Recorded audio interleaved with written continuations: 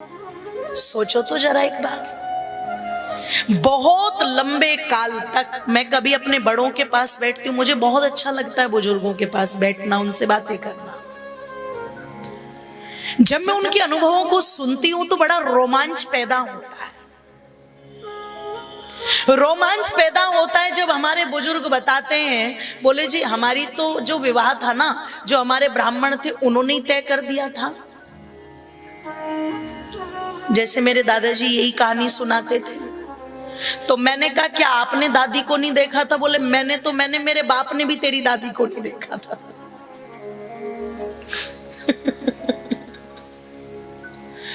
और मैंने कहा बिना देखे कैसे हो गई सब चीजें? अरे बोले अब तक चली, बहुत अच्छी चली, देखो माता जी को भी याद आ गया अपना समय। क्या बात है। आप विचार करना, चिंतन करना, मतलब एक दूसरे को देख नहीं रहे हैं, एक दूसरे से कोई बातचीत नहीं है, नहीं पता क्या विचार। लेकिन एक चीज जरूर देखी जाती थी और उसको घर के बड़े देखते थे, और वो क्या देखते थे? खानदान कैसा है, ये एक चीज देखी जाती थी।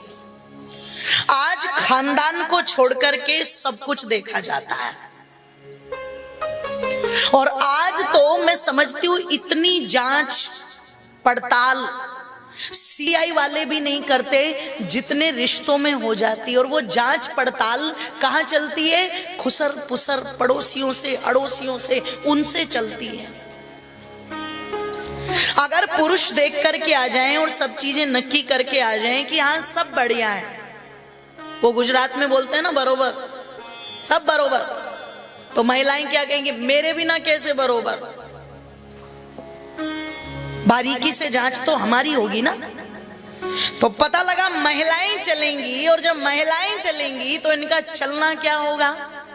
जरा चल के तो दिखाओ, लड़की से कहेंगे जरा हंस के तो दिखाओ, गाना आता है कि नहीं आता है, नाचना आता है कि नहीं आता है।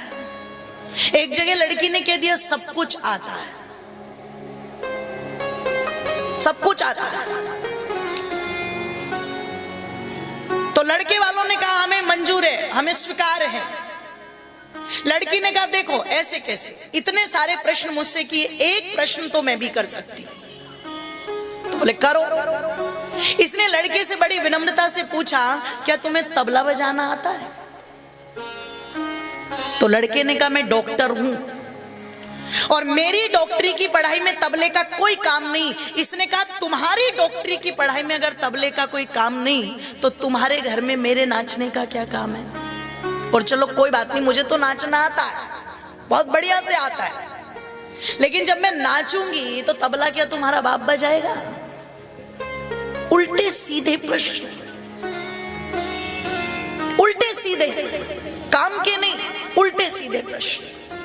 ओ मेरी माताओं बंधुओं, जरा विचार करना, चिंतन करना। आज व्यक्ति रंग को देख लेता है, बाहर के ढंग को देख लेता है, लेकिन पहले बुजुर्ग व्यक्ति इतने समझदार थे, न वो दौलत देखते थे, न संपत्ति देखते थे, वो देखते थे संस्कार और खानदान। और इस आधार पर जब वो रिश्ते जुड़ते थे तो जीवन भर उनमें कोई तकलीफ, जोर से बोलो, नहीं आती थी। आज अगर देखा जाए तो वकीलों के पास 50% केस अगर दूसरे मिलेंगे तो 50% केस वो मिलेंगे जहां केवल और केवल रिश्तों की तोड़फोड़ चलती है।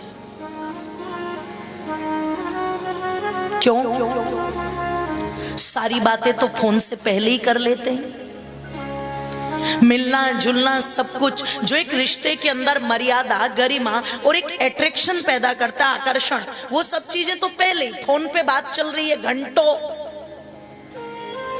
10 मिनट में न्यूज वाले दुनिया भर की न्यूज कह के चले जाते हैं और पता नहीं है घंटों तक क्या करते हैं। अब उस समय बात चल रही है घंटों, शादी हो गई, महीने 2 महीने घूमने फिरने में बीते। अब बेचारे उस पुरुष को लग रहा है मुझ पर जिम्मेदारी आ चुकी है, तो अब मैं थोड़ा अपने काम पर फोकस करूं, तो अब वो घंटों की बातें मिनटों में होने लगी। अब वो जो पहले उसकी झूठी तारीफ करता रहता था ना, चाहे शूर्पणखा लग रही हो पर फिर भी सीता जी से ऐसी लग रही हो, तो मैं ऐसे ही कहता था। अब वो बेचारा कुछ बोल नहीं रहा, तो इनको क्या लगता है बदल गए तुम। अब तुम पहले वाले, जोर से बोलो। अब कुछ तो होंगी जो कहेंगी कि चल नहीं पाएगा, कुछ होंगी जो सोचेंगी चलाऊं, तो पता लगा वो पानी लेके घूमती है, पंडित जी ये पानी पढ़ दो कि पति हमारी मुट्ठी में हो जाए। ऐसा कुछ जानू टोना कर दो, कुछ टोटका कर दो कि पति मुट्ठी में हो जाए। पति है कोई बर्फी का टुकड़ा नहीं है जिसे मुट्ठी में करना है। आओ अगर इन रिश्तों को संभालना है, इनको सुधारना है, तो जुड़ो रामायण के साथ। और क्या होना चाहिए रिश्ते के जुड़ने में मूल, उस पर चलते हैं। दो दूत चल करके मिथिलापुरी से अयोध्या पहुंचे हैं, और ओ मेरी मातो बंधुओं कहा जाता है 4 दिन लगे उन्हें। 4 दिन में जब दूत चल करके पहुंचे और भगवान श्री राम जी के नाम से, मुनि विश्वामित्र जी के नाम से जब संदेशा भिजवाया है महाराज दशरथ तक, उन्हें पता लगा कोई मिथिलापुरी से दूत चल के आए हैं, मुनि विश्वामित्र का पत्र लेकर के आए हैं, उनका संदेश लेकर के आए हैं। आदर पूर्वक दूतों को बुलाया गया और कहते हैं दूतों को बुला करके महाराज दशरथ के सामने जब लाया गया, दूतों ने प्रणाम किया और प्रणाम करके सबसे पहले एक बात कही, आपका दर्शन करके हम धन्य हो गए। महाराज दशरथ कहते हैं कहो, हे राजन, हम मिथिला नरेश महाराज जनक के दूत हैं। इन दिनों मुनि विश्वामित्र आपके दोनों तपस्वी पुत्रों के साथ वहीं विद्यमान हैं, और मार्ग की जितनी भी कहानियां थी, किस प्रकार से ताड़का वध किया, किस प्रकार से मारीच और सुबाहु को मारा और मारीच को घायल किया, किस प्रकार से पूरे के पूरे दंडक वन को राक्षसों से हीन किया, ओ मेरी माताओं, ये सब कथा कह करके दूतों ने सूचना दी भगवन। और केवल इतना ही नहीं, अपितु हमारे मिथिला नरेश महाराज जनक का एक संकल्प जो अत्यधिक संकट में पड़ गया था, उस संकल्प को भी पूर्ण करने का कार्य आपके वीर पुत्र ने ही किया। और पूरी कथा कह दी। पूरी कथा कह देने के बाद में बोले, जो शिव धनुष्य पिनाक, उसका भंजन आपके ज्येष्ठ पुत्र श्री राम ने किया है, और महाराज जनक के उस संकल्प को पूर्ण कर उनकी पुत्री को प्राप्त कर लिया है। अब विवाह संस्कार हेतु बारात का निमंत्रण देने के लिए हमें भेजा है, आप उचित समझें तो हमारे लिए क्या आदेश है वो कहें, सुनते के साथ में। जरा ध्यान से सुनना। आज का कोई पिता होता तो क्या कहते, मेरे बिना कैसे, यही बोलता ना। पर महाराज दशरथ क्या कहते हैं, क्या कहा तुमने, मेरे राम का विवाह, मेरे राम का। सुनते के साथ में सिंहासन से खड़े हो गए, रोम रोम खिल गया, मानो महाराज दशरथ को ऐसा लग रहा हो कि आज तक तो उसी राम की छवि को अपनी आंखों में बसा करके बैठा था, जो राम छोटा सा बालक और जिसके पैरों की पंजनियां मेरे महल के अंदर गूंजती थी, जो ठुमक ठुमक करके चलता था, है ना, कि ठुमक चलत रामचंद्र, बाजत पैंजड़ियां, ठुमक चलत रामचंद्र। दशरथ जी को लग रहा है अब तक तो उसी राम की छवि आंखों से धूमिल नहीं हुई थी, और समय कितनी जल्दी बढ़ गया। आज मेरा राम विवाह के लायक भी हो गया, और मेरे राम का विवाह। ओ मेरी माताओं, तुरंत आर्य सुमंत्र से कहते हैं, सुमंत्र जाओ और जो इतना शुभ समाचार लेकर के आए हैं, अरे इन्हें माला माल कर दो, इन्हें कोई कमी मत छोड़ना।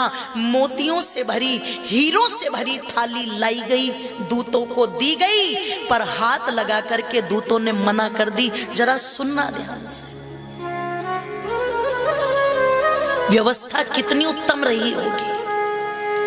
आज तो अगर किसी छोटे से अधिकारी से काम करवाने के लिए चले जाओ तो बिना कुछ लिए दिए काम करता नहीं। और उस समय वो दूत हैं, लेकिन जैसे उनको हीरे मोतियों से थाल दिए गए, वो हाथ जोड़ करके कहते, महाराज ये हम ले नहीं सकते। दशरथ जी ने कहा, क्यों, कम लग रहा है क्या? अरे बोले कम तो नहीं है, लेकिन हम जिस राजा के दूत हैं, हम उस राजा को अपना सब कुछ मानते हैं, उस नगरी को अपना सब कुछ मानते हैं, मिथिला की उस माटी को अपना सब कुछ मानते हैं। और जब वो राजा हमारा सब कुछ है, तो उसकी पुत्री भी हमारी पुत्री, हमारे लिए वो भी सब कुछ है।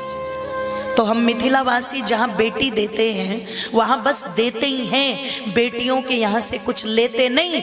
जहां हमारी मिथिला की राजकुमारी का नाता जुड़ने जा रहा है भगवान, हम यहां से कुछ भी नहीं ले सकते, कुछ भी नहीं ले सकते। उस समय महाराज दशरथ ने एक बात कही थी, जिस राजा के दूत इतने स्वाभिमानी और संस्कारी है, वो राजा खुद कितना संस्कारी होगा और उसकी पुत्री कितनी संस्कारी होगी। मिथिला के संस्कार यहीं से पता लग रहे हैं। बोलिए मिथिला नरेश महाराज जनक जी महाराज की जय। बोले वो यहीं से पता लग रहे हैं। और ओ मेरी माताओं, निवेदन कर दूं आप लोगों के मध्य में, दूतों को तो विश्राम गृह में भेज दिया गया। महाराज दशरथ ने मुनि वशिष्ठ से कहा, मुनिवर क्या करना चाहिए? मुनि वशिष्ठ कहते, राजन सुबस्त शीघ्रम, अरे शीघ्र करो, इसमें देरी मत लगाओ, कल ही बारात लेकर के चलो। क्या कहा? कल ही। और पढ़ना गोस्वामी जी को, ओ मेरी मातो, पढ़ना आप महर्षि वाल्मीकि जी को। तैयारियां चली, और तैयारियां कैसी चली? सूचना दी गई, ढिंडोरा पिटवाया गया। और जब सूचना दी गई तो इधर रानियां भी उत्सव मनाने लगी, उधर अयोध्या की महिलाएं मंगल गान गाने लगी, अयोध्या को दुल्हन की तरह सजाया जाने लगा, घरों पर ध्वजाएं लहराने लगी, वेद मंत्रों की ध्वनियां गूंजने लगी, और भगवान श्री राम जी की बारात की तैयारियां होने लगी। बारात में सबसे आगे कौन चलेंगे, इस पर विचार किया गया। आज बारात चलती है, ओहो इतनी खूंखार, इतनी खतरनाक कि जो आगे होते हैं ना, उन्हें देख के ही लड़की वाले घबरा जाते हैं, बोले आ गए। इसलिए 3 घंटे में ही खिला पिला करके रफा दफा कर देते हैं। क्यों? ये तो कह नहीं सकते कि रुकने वाले लक्षण नहीं है आप में, आदर के साथ वापस कर देते हैं। 3 घंटे में ही बारात वापस हो जाती है। और पहले कहते हैं बारात 3-3 दिन रुकती थी, और राम जी की बारात तो बहुत दिन रुकी। पर समस्या नहीं, क्यों नहीं? क्योंकि बारात में सबसे आगे कौन चलेगा, इस पर निर्णय हुआ। उनके पीछे कौन चलेगा, इस पर निर्णय हुआ। सबसे पीछे कौन चलेगा, इस पर निर्णय हुआ। ओ मेरी माताओं, कहते स्नान किया, संध्या की, पूजा भजन किया, और राम जी की बारात निकली। और कैसे निकली? कि निकली आज बारात अवध से। तालियों को खोल देना, ना ना ना ना, ना। चुनाव वाली नहीं, भजन वाली। अच्छा, किस किस को चलना है बारात में? चलना है ना? चलो। देखो कितनी खुशी की बात है, बाराती बहुत बढ़िया बैठे हुए हैं। न खाने वाले बाराती, न पीने वाले बाराती हैं, सारे शुद्ध पवित्र बाराती हैं। ठीक है? कि निकली आज बारात अवध से, श्री दशरथ जी तैयार। कि निकली आज बारात बारात अवध से कि दशरथ जी तैयार और पड़ते पैर नहीं भूमि पर खुशियां मिली अपार। रे कोई मंगल गाओ अरे सहनाई बजाओ, रे कोई मंगल गाओ अरे सहनाई बजाओ। दोनों हाथों को उठा करके एक साथ निकली आज बारात अवध से, निकली आज बारात अवध से दशरथ है तैयार। निकली आज बारात अवध से दशरथ है तैयार। पड़ते पैर नहीं भूमि पर खुशियां मिली अपार। रे कोई मंगल गाओ अरे सहनाई बजाओ, रे कोई मंगल गाओ अरे सहनाई बजाओ। दोनों हाथों को उठा करके बोलिए सियावर रामचंद्र भगवान की एक साथ।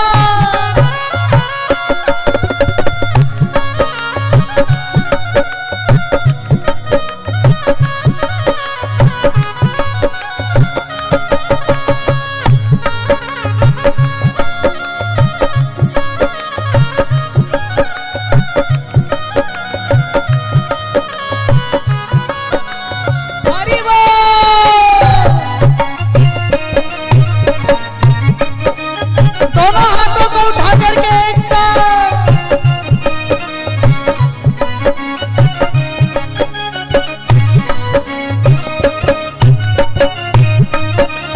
जय श्री राम।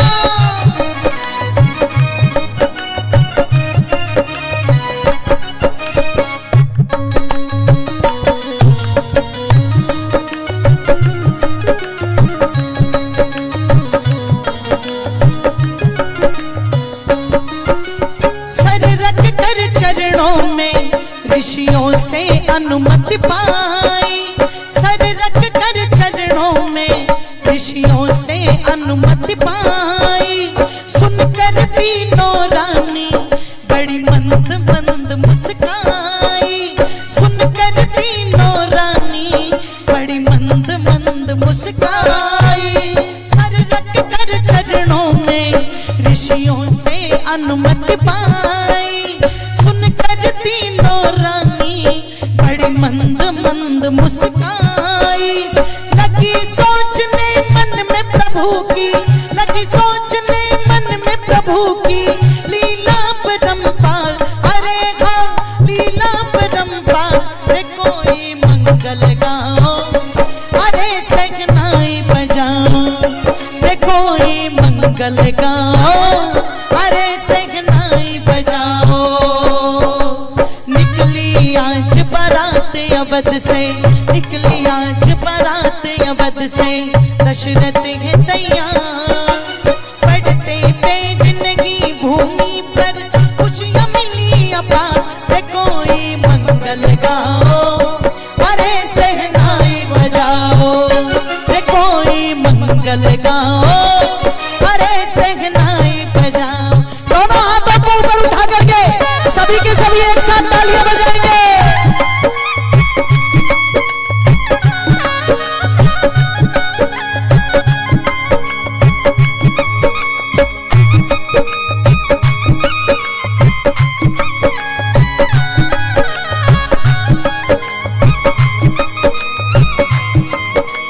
जय श्री राम।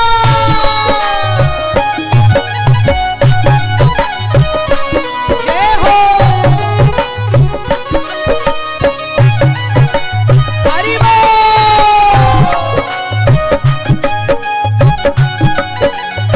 बोलिए सीता मैया की।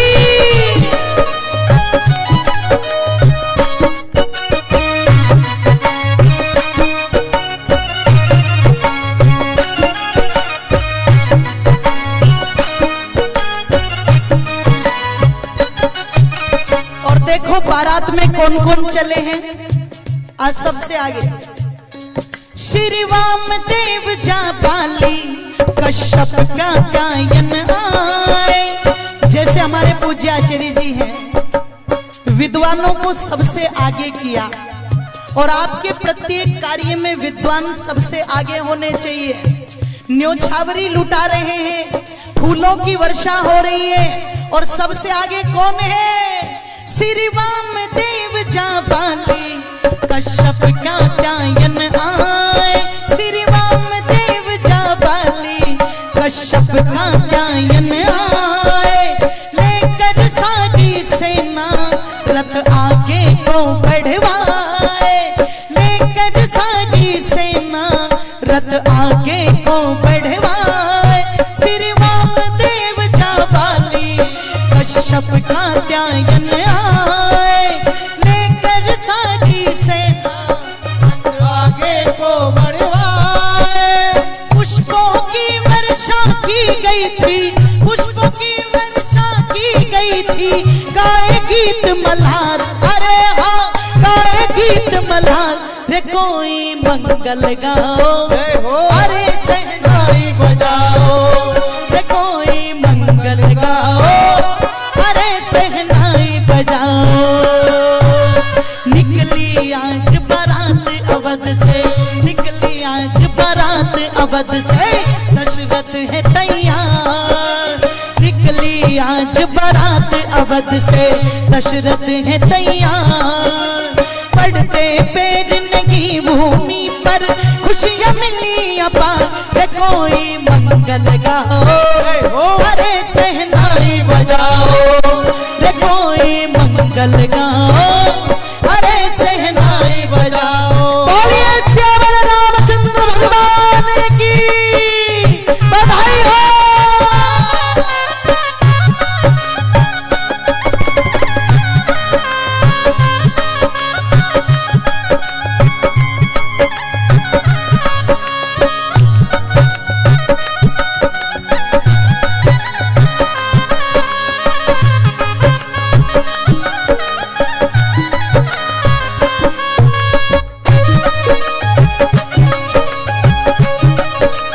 हरि बोल,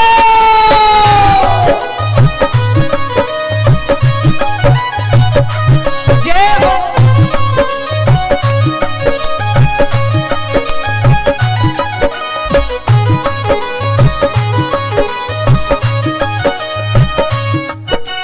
दोनों हाथों को उठा करके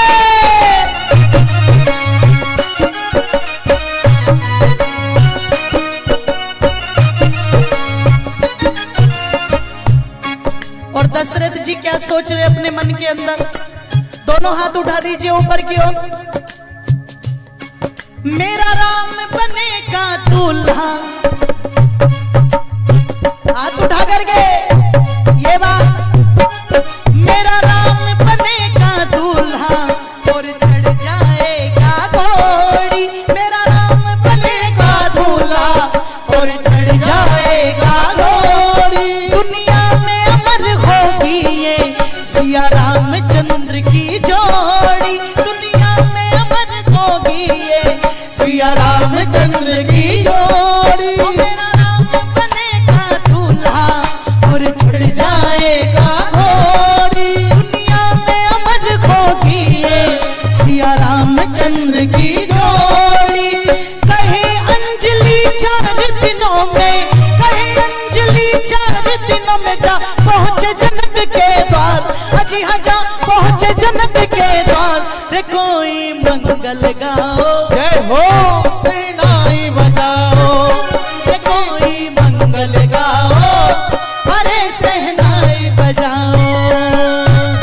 निकली आज बारात अवध से, निकली आज बारात अवध से, दशरथ है तैयार, निकली आज बारात अवध से, दशरथ है तैयार, पड़ते पैर नगी भूमि पर, खुशियां मिली अपार, रे कोई मंगल गाओ, अरे सहनाई बजाओ, रे कोई मंगल गाओ, जय हो अरे सहनाई बजाओ, रे कोई मंगल गाओ, अरे सहनाई बजाओ, रे कोई मंगल गाओ, अरे सहनाई बजाओ, रे कोई मंगल गाओ, अरे सहनाई बजाओ।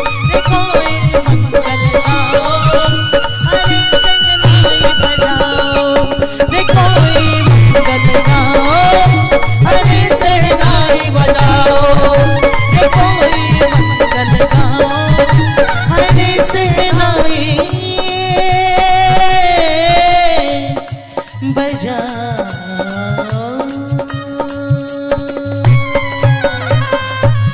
बोलिए स्यवर रामचंद्र भगवान की, जय बोलिए श्री जनक जी महाराज की, जय बोलिए राजा दशरथ जी महाराज की, जय बोलिए चारों भैया की, जय बोलिए जय श्री राम, जय जय श्री